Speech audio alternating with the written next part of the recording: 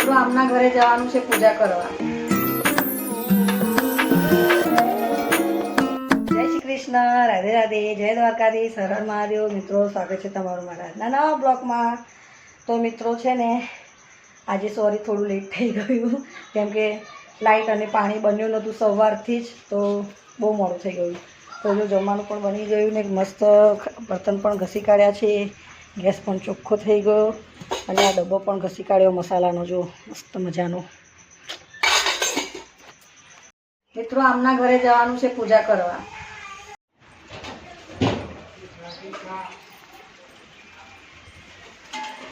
ના બાપા હજુ ખાધું જ નહીં, બકા શું છોડ આપ્યું.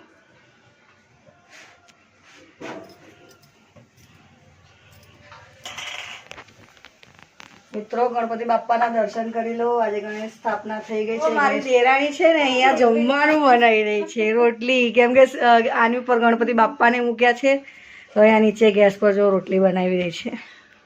હાય તો બોલ બધાને, જય શ્રી કૃષ્ણ. તો કે અને આ બેઠા છે એમના હસબન્ડ અહીંયા મોબાઈલ મચેડતા જ મચેડતા જ આખો દાડો, કંઈ કામ જ નથી. નવરા છો?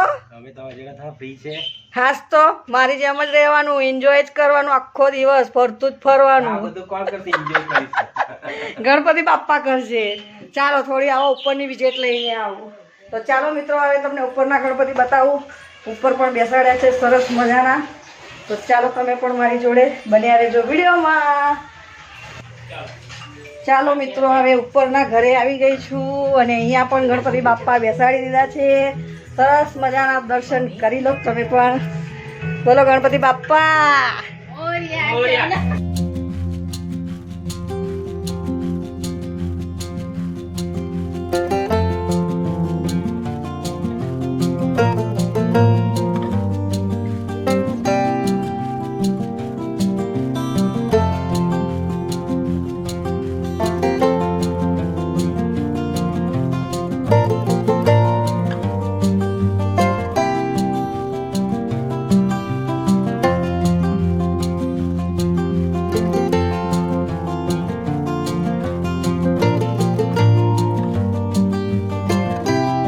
જય શ્રી કૃષ્ણ. ચાલ આવું તાર નીચે નકો સારું તાર રડો તારે. જો મિત્રો દાદરા ઉતરવાનું બહુ અઘરું છે. આરતી કરીને આવીશ. હા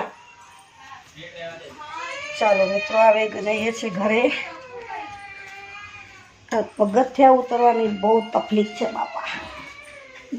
વિડીયોને કરું છું અહીંયા એન્ડ. ચેનલ પર ના હોય તો સબસ્ક્રાઈબ કરજો. વિડીયો કેવી લાગે તે લાઈક શેર કોમેન્ટ કરજો. મળે નવા બ્લોગમાં. જય શ્રી કૃષ્ણ, રાધે રાધે, જય દ્વારકાધીશ, હર હર મહાદેવ. હેપી ગણેશ ચતુર્થી. બાય.